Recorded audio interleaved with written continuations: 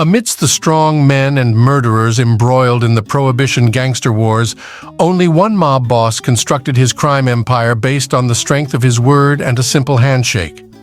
Meyer Lansky's integrity held more value than the most intricately drafted contracts assembled by a team of lawyers. Known as the Casino King and the Quiet Godfather, Lansky epitomized humility and modesty. He dressed impeccably but avoided flashy attire, aiming not to draw unnecessary attention. A shrewd master manipulator, he claimed to have never killed a man himself. Instead, he conducted business through individuals accustomed to such acts, implicating him as equally guilty. Lansky turned his innate talent for numbers into a multi-million-dollar gambling empire.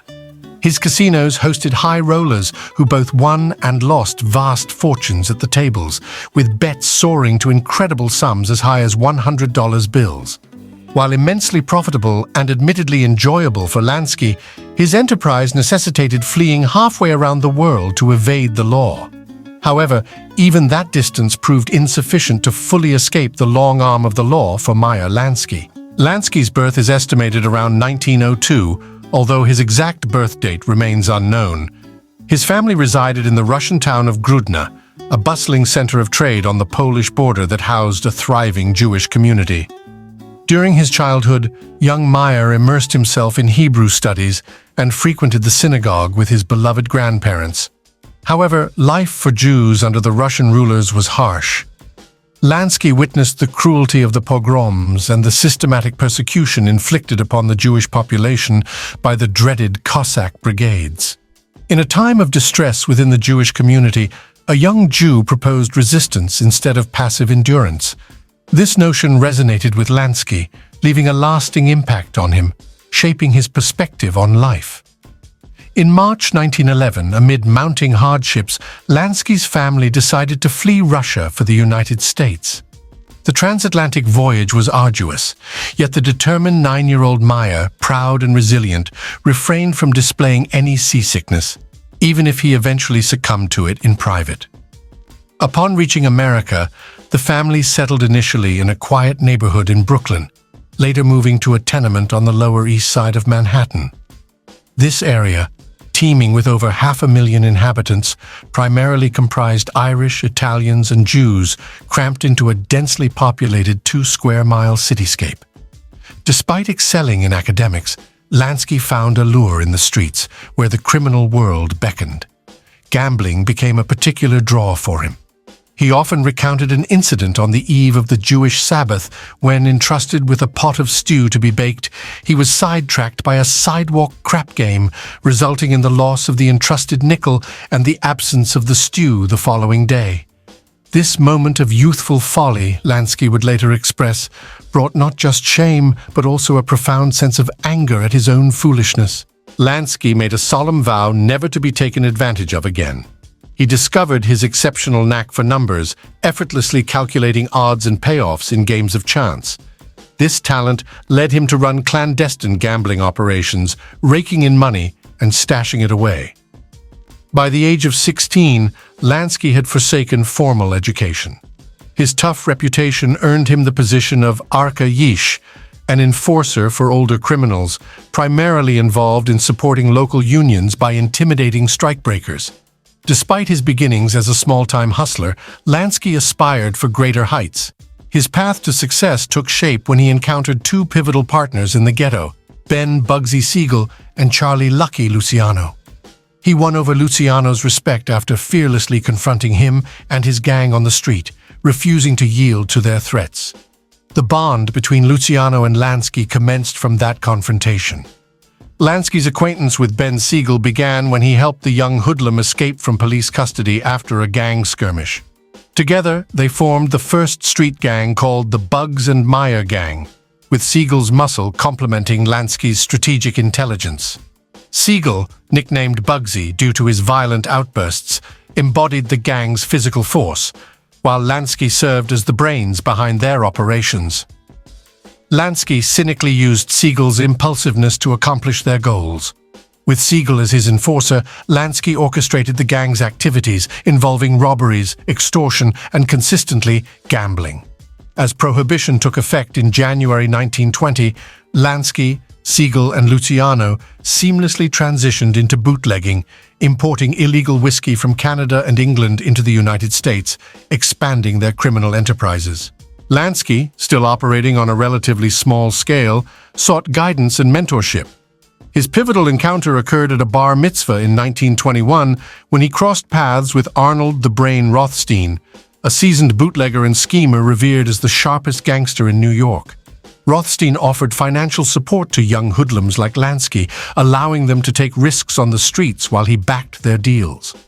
Under Rothstein's tutelage, Lansky grasped the power of bribery over violence, expanding his modest chain of gambling establishments with minimal interference from law enforcement. However, in November 1928, Rothstein was murdered. While Lansky wasn't involved, Rothstein's demise provided an opportunity for Lansky and his associates to ascend in the criminal hierarchy. With Rothstein's demise, they eyed his empire and the significant role they had played within it, claiming it as their own. It wouldn't be long before Rothstein's protégés asserted dominance over Gangland New York. However, among them, Lansky stood out as the inheritor of Rothstein's specialized mantle. He emerged as the next influential mind within the Mafia. As the Roaring Twenties drew to a close, Lansky and his mob associates firmly controlled the New York rackets. Lansky's forte lay in gambling, but to establish and run lucrative casinos, he required alliances with communities willing to turn a blind eye to illegal betting in return for a share of the profits. Saratoga Springs, in upstate New York, was one such town. Introduced to it by Rothstein in the late 1920s, Lansky found opportunities there. The town hosted a renowned racetrack where people from diverse economic backgrounds wagered during the day, while opulent nightclubs known as lake houses became hot spots for betting at night, an early iteration of the future Las Vegas casinos. Lansky operated gambling establishments within two renowned lake houses, the Piping Rock and the Arrowhead. It was here that he honed the persona he would maintain throughout his entire career, quiet, soft-spoken, and honest. Lansky firmly believed in conducting fair gambling operations, despising rigged setups like manipulated roulette tables or loaded dice, which were common in disreputable joints. Insisting on fairness, he established his reputation and amassed a modest fortune by his late 20s. By then, hundreds of thousands of dollars flowed through Lansky's hands. In the spring of 1929, Lansky chose to settle down. He married a beautiful young Jewish woman named Anne, who was a friend of Bugsy Siegel's girlfriend, Esther Krakow. Siegel served as a witness at Lansky's wedding. Initially content with domestic life, Lansky found solace in Anne's company while she enjoyed shopping along Fifth Avenue for their new home. However, the demands of Lansky's clandestine life, coupled with odd hours and an inability to confide in anyone, corroded his ability to maintain a meaningful personal relationship. The birth of their first child, Buddy, further strained their situation. Buddy suffered from cerebral palsy, which deeply affected Lansky. He felt a profound guilt, believing that his criminal pursuits brought punishment upon his family, blaming himself for his son's condition and harboring a subconscious guilt complex. Lansky, driven by a deep desire to cure his son's condition, delved into medical journals and rented an apartment in Boston for Buddy's treatment. This revealed a dichotomy in Lansky's life. He poured his love and positive feelings into seeking redemption for his son's life, while simultaneously operating as one of New York City's most powerful criminals. Unlike other gang leaders, Lansky learned to navigate the underworld, avoiding vendettas and police attention through his personal method: fairness. In the criminal world, a handshake from Meyer Lansky held more weight than any meticulously crafted legal contract. His word was solid, making him distinct from his partners. While Siegel was a ladies' man and Luciano basked in his gangster reputation, Lansky led a quiet and meticulously ordered life. His personal habits mirrored his approach to business. Fedoras carefully placed on stands, shirts neatly hung on monogrammed hangers.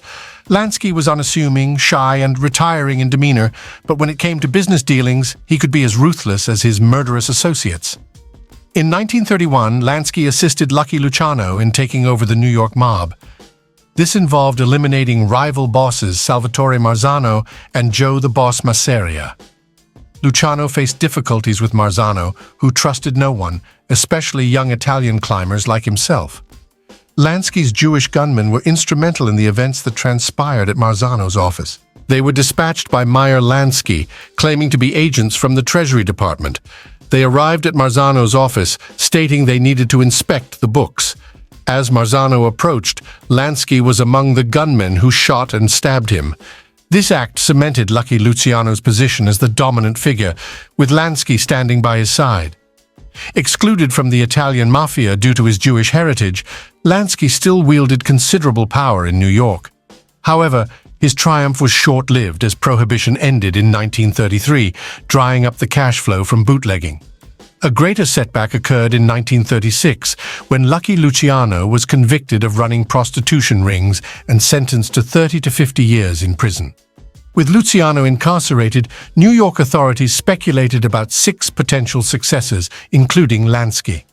Sensing trouble, Lansky wisely told his friend Ben Siegel that they should depart. Siegel headed to Hollywood, while Lansky set his sights on Florida to explore gambling opportunities.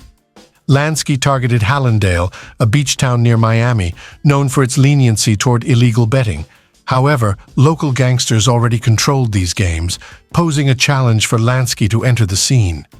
Recruiting new thugs became problematic, as the era of young Jewish gunmen was fading. Many were now pursuing education in law or medicine. Consequently, Lansky realized the necessity of having Italian partners in every enterprise he entered. Vincent Alo, famously known as Jimmy Blue, emerged as Meyer Lansky's key partner. In Hallandale, he orchestrated a takeover of the gambling scene despite resistance. Lansky established 3 casinos, appointing his brother Jake Lansky to oversee operations. Not hesitant to use money as a solution, Lansky assuaged conflicts with financial deals, relying on payoffs to maintain control. He even paid every family in the town a weekly allowance to tolerate the casinos and stay away from them. Joseph Vaughn, the Hallandale city attorney, was also a beneficiary of Lansky's generosity. Lansky's influence extended even further, as demonstrated when Vaughn received gambling chips whether he won or not during his visits to Detroit. In Florida, Lansky continued his tradition of offering high-quality entertainment and exquisite dining, attracting elite patrons. His reputation for fairness attracted high rollers from across the country, resulting in monumental cash flows. Lansky's casinos saw astonishing sums wagered, with individual players like Joe Milstein losing staggering amounts, adding to the house's considerable profits. Lansky and his associates were raking in millions from illicit casino profits under the protection of the New York Mafia. However, amid Lansky's flourishing enterprises in the tropics, a dark cloud loomed globally: the ascent of Adolf Hitler in Germany. For Lansky, this resurgence of fascist oppression was a haunting reminder of his family's history with persecution. While visiting New York, he proactively sought out Nazi sympathizers, notably the German-American Bund, intervening with hired muscle to disrupt their rallies. His involvement in wartime efforts came when Navy intelligence sought the mob's help in keeping the New York docks free from Nazi sabotage. Recognizing the Sicilian Mafia's control over the waterfront and his incarcerated associate Lucky Luciano's sway over them, the Navy approached Lansky to bridge the gap. Pledging patriotism, Lansky brokered a series of crucial meetings between the Navy and Lucky in prison. The result? No sabotage and strengthened ties between Lansky and the Italian mob. Post-war, Lansky took his second son, Paul, on a trip to Las Vegas to monitor the activities of his uncle, Benjamin Bugsy Siegel. Lansky felt the need to closely monitor Bugsy due to his penchant for a lavish lifestyle that sometimes clashed with business. Bugsy, using Mafia funds, aimed to transform Las Vegas into a gambling paradise, beginning with the construction of the opulent Flamingo Hotel. However, mismanagement and excessive spending were jeopardizing the Flamingo's success before its launch. Bugsy was steering the project toward financial ruin. Shortly after Lansky's visit, Benny Siegel was fatally shot in Los Angeles, an act unlikely to occur without Lansky's awareness. Lansky, although he consistently denied giving the green light for Siegel's murder, acknowledged their closeness. "I loved him," Lansky would later express, adding that as long as Siegel heeded his advice, he remained out of trouble. With Siegel's demise and Lucky Luciano's deportation to Italy after his release from prison, Lansky was the sole remaining member of their New York trio in America. His ascent as the foremost tycoon within the mob was just beginning. By the late 1940s, Lansky had solidified his gambling empire in Florida, reaping millions from tourists frequenting his lavish casinos near Miami. A substantial chunk of these earnings was channeled back to his partners in the New York Mafia, who provided the necessary muscle. However, amidst his flourishing business ventures, Lansky faced a challenge he couldn't manage: his family. His wife struggled to cope with his frequent absence as he shuttled between his Florida casinos and New York base. The strain led to their divorce in 1947, and she was later placed in a mental hospital. Lansky, post-divorce, attempted to become more involved in family matters, especially concerned about his disabled son, Buddy. He sought assistance from Vincent Mercurio, a hospital volunteer who had interacted with Buddy during his therapy sessions. Lansky became fond of Mercurio and often offered him advice. During outings, Lansky inquired if Mercurio gambled, warning him against starting. "Because you're always going to lose," Lansky cautioned, his counsel rooted in a comprehensive understanding of the odds. Reluctantly, Lansky recommended only one casino game: blackjack, acknowledging a 17.5% winning chance, dubbing other games as sucker games. However, in 1948, Lansky encountered a setback as American sentiment turned against gambling. Cities like Hallandale withdrew their support, resulting in the closure of Lansky's casinos. Yet, he weathered the crisis with his stash of millions. During this period, his family life appeared to stabilize. His son Paul's acceptance into West Point brought immense pride to Lansky. In 1948, Lansky entered his second marriage with Teddy Schwartz, a manicurist he met in Florida. However, upon returning from his honeymoon in Europe, Lansky was greeted with unpleasant news. U.S. Senator Estes Kefauver had initiated an investigation into organized crime in New York. Lansky learned that Mercurio, staying with his son Buddy in New York, had accepted a subpoena meant for Lansky. Lansky instructed Mercurio to respond on his behalf, but Mercurio declined, leaving Lansky in a predicament. Lansky exercised his Fifth Amendment right when summoned for hearings related to organized crime, televised for the first time, exposing his prominent position in the criminal world. Facing a Florida indictment for illegal gambling, Lansky's personal lawyer advised him to fight, but Lansky contemplated pleading guilty to avoid testifying against fellow mob associates. He later faced another indictment in Saratoga Springs, pleading guilty again. However, this time, a fine wouldn't suffice. Lansky spent 3 months in county jail and, upon release in August 1953, decided to move his gambling operations overseas. He ventured to Cuba, where gambling was legal and welcomed by mobsters, aiming to internationalize his gambling empire. Cuba sought Lansky's expertise to salvage its tarnished casino industry, marred by scandal and cheating allegations. President Batista offered Lansky the role of gambling overseer, trusting his reputation for fair gaming. Lansky, with fervor, demanded other casino operators to clean up or leave. Under his management, Cuban tourism flourished, and Lansky's involvement brought significant wealth as he invited his Mafia associates to invest in the Cuban gambling scene. Lansky ensured he remained in President Batista's favor by consistently carrying a briefcase with at least $100,000 on his visits to Cuba. Their rapport was evident through Batista's warm reception and monetary gifts. Lansky established a third residence in Havana and managed his own casino, the Nacional, adopting his familiar role, quietly overseeing operations while money poured in. Recognized by the patrons yet unspoken to, Lansky's status was unmistakable in the casino. He was attended to by the staff, particularly waiter Jorge Fernandez, and shielded by a team of bodyguards discreetly armed for protection. Cuba seemed like a secure base for Lansky, where he was cautious yet influential.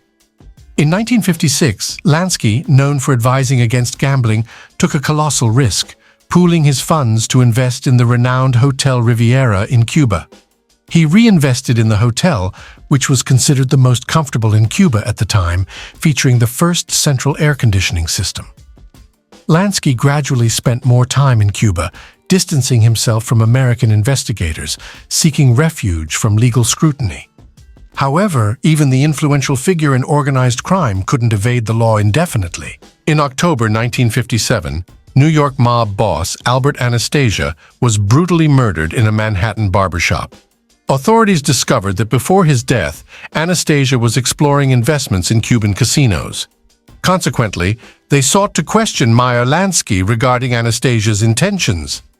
As Lansky planned a brief visit to New York, the police seized the opportunity to arrest and interrogate him about Anastasia's murder.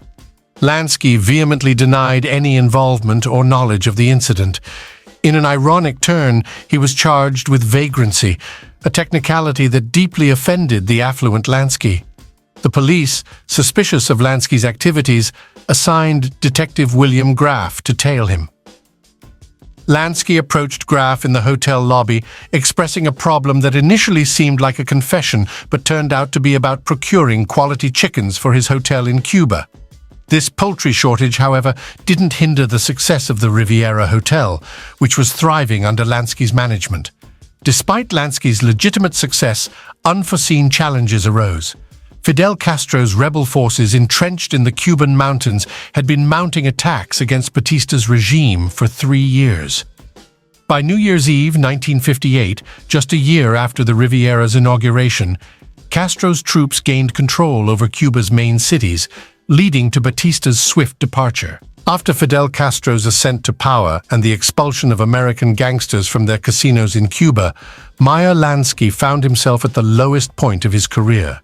The millions he'd invested in the Havana Riviera Hotel were gone, seized by force when Castro's troops took over Havana. The loss devastated Lansky, leaving him with no choice but to seek alternative means of amassing his fortune. Meanwhile, amid these setbacks, Lansky's personal life had some moments of joy. He celebrated the arrival of his first grandchild, named Meyer II, after Lansky himself. However, his health was on the decline, aggravated by a serious heart attack in 1962.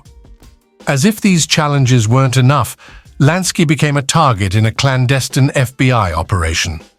Unsanctioned surveillance, including bugging the homes of prominent mobsters across the country, inadvertently captured Lansky's conversations.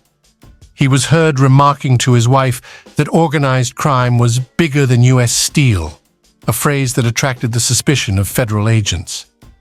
The FBI saw Lansky as the chief financial officer of a vast clandestine mob enterprise, a perception supported by intercepted conversations of a New Jersey mobster boasting about Lansky's involvement in Nevada gambling, particularly in skimming profits from Las Vegas casinos.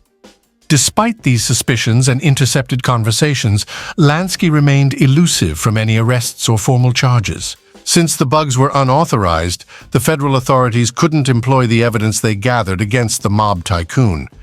Consequently, the FBI had to observe Meyer Lansky continuing his daily routine in Miami Beach, strolling, having coffee in the afternoon, and frequenting clubs at night. Amid these mundane activities, one recurring sight for Lansky was Jewish comedian Jackie Mason, who frequently performed in Miami. Surprisingly, Lansky, the prominent figure in the Mafia, found himself followed around by Mason. Lansky assumed Mason's presence indicated a liking for his comedic act rather than an attempt on his life. After Mason's shows, he'd join Lansky and his circle of friends at their table. Lansky observed Mason's enjoyment of the power he held, evident in the way people worshipfully surrounded him. Lansky often playfully probed Mason about his wealth, but he never gleaned any information. The FBI faced a similar predicament. Lansky proved an elusive target, and their unauthorized surveillance yielded little. To tackle this, the FBI assembled a dedicated team of agents known as a strike force solely focused on nailing Lansky. Leading this team was a young prosecutor named R.J. Campbell. However, Lansky, despite his prominent underworld status, seemed almost retired, though his retired status was questionable as he wasn't actively engaging in any criminal activities. Nevertheless, his daily routine, particularly his walks with his dog Bruiser, made him an easy subject for photographers. Despite his seemingly low profile, in March 1970, Upon Lansky's return from a vacation in Mexico, customs agents discovered a bottle of ulcer medicine in his luggage, lacking a prescription. This led to Lansky's arrest for possession of illegal drugs, but the charge was ultimately dismissed. However, the incident marked a turning point as Lansky grew weary of the scrutiny and pressure from law enforcement. He made the decision that the best course of action was to seek asylum where any Jew could find refuge: Israel. Lansky had always held a deep admiration for Israel. In 1948, during Israel's fight for independence, Lansky organized a fundraiser in support. He also claimed to have used his connections in New York to divert weapons from reaching the Arabs and send them to Israel. He believed that his loyalty to Israel would eventually be recognized and rewarded. In June 1970, Lansky and his wife Teddy flew to Tel Aviv. However, by 1971, the Justice Department summoned him back to the U.S. after 10 years of investigations. Finally, the feds indicted Lansky for skimming profits from Las Vegas casinos. Nonetheless, in Tel Aviv, Lansky seemed unfazed as he had anticipated this scenario. He had already planned to apply for Israeli citizenship. However, Lansky's notorious gangster reputation began catching up with him at the worst possible moment. The Israeli press began taking a keen interest in him as a relic of the Jewish Mafia world. To evade the press coverage, Lansky moved from Tel Aviv to a resort hotel on the Mediterranean beach. Yet the cameras found him there too, much like they had in Miami while he was out walking his dog. In an attempt to mitigate the negative publicity, Lansky granted interviews to reporters, claiming victimhood due to media sensationalism. The newspapers intensified their campaign against him, painting an image that escalated beyond control. Lansky lamented the exaggerations, including false claims about his wealth, highlighting that he wished he possessed even a fraction of the purported fortune. The escalating controversy compelled Israel's Interior Minister Joseph Borg to reassess Lansky's citizenship application. Borg brought up the delicate issue of Lansky's reputation during this review process. One afternoon, Lansky found himself in a meeting with Prime Minister Golda Meir, who apparently had no prior knowledge of Mr. Lansky. As Lansky began explaining who he was or was perceived to be, the mention of Mafia prompted Golda Meir to interject and exclaim vehemently. Israel subsequently rejected Lansky's application for citizenship, deeming him a threat to the state. Lansky swiftly appealed this decision to the Israeli Supreme Court. The U.S., now eager to have Lansky back, willingly provided Israel with extensive files on Lansky's activities. These files contained first-hand testimonies from witnesses who had seen Lansky engage in violent activities dating back to the 1920s and 1930s.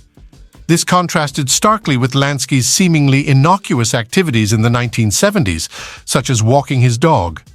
In September 1972, Israel's Supreme Court ruled against Lansky, ordering him to leave the country immediately. Faced with expulsion, Lansky orchestrated a secretive escape plan, intending to bribe officials to help him flee to Paraguay. In November 1972, Lansky clandestinely boarded a night flight to South America, bound for Paraguay. However, as his plane crossed the Atlantic, the FBI managed to track him down. Upon his arrival in Paraguay, Lansky was prohibited from disembarking. At every stop the plane made, FBI agents stood on the tarmac alongside local authorities, ensuring Lansky remained on board. Eventually, the plane would return, leading Lansky inevitably back to Miami for arrest. The FBI eagerly anticipated this arrest, wanting to finally detain Lansky and build a case against him. The aging mob tycoon found himself confronting his own country in the courtroom, forced into a battle with the government. Meyer Lansky's attempted escape to Israel faced a major setback on November 7, 1972, when he was apprehended upon arrival in Miami. Lansky was arrested and charged with contempt of court and income tax evasion. His wife, Teddy Lansky, arrived in Miami from Tel Aviv 3 days later. Unlike her composed husband Teddy, unaccustomed to dealing with reporters, resorted to a tactic he had never tried. She spat on them. The Justice Department celebrated Lansky's return to the U.S. He had been a prime target for the FBI for years, yet he had never been convicted of anything beyond illegal gambling. The authorities now aimed to secure a substantial conviction against him. Lansky's first trial was for contempt of court. He had failed to appear before a Miami grand jury while in Israel. Despite claiming medical reasons, the jury found him guilty, sentencing him to a year in prison, pending appeal. However, Lansky still had to face trial for tax evasion. The case primarily relied on an unreliable informant, Vincent "Fat Vinny" Teresa, a Boston mobster. Teresa informed federal authorities that he had funneled illegally obtained casino profits from London to mob investors in the States and claimed to have personally handed Lansky thousands of dollars on 2 occasions. This testimony was pivotal, as it was the first instance of someone testifying to placing significant amounts of money directly into Lansky's possession. The trial commenced in July 1973, with Teresa testifying that he had given Lansky mob money twice in Miami. Lansky's lawyer, David Rosen, countered this claim, proving that Lansky was in Boston during one of those occasions. Lansky himself, frail and limited to short trial sessions due to increasing frailty, never took the stand.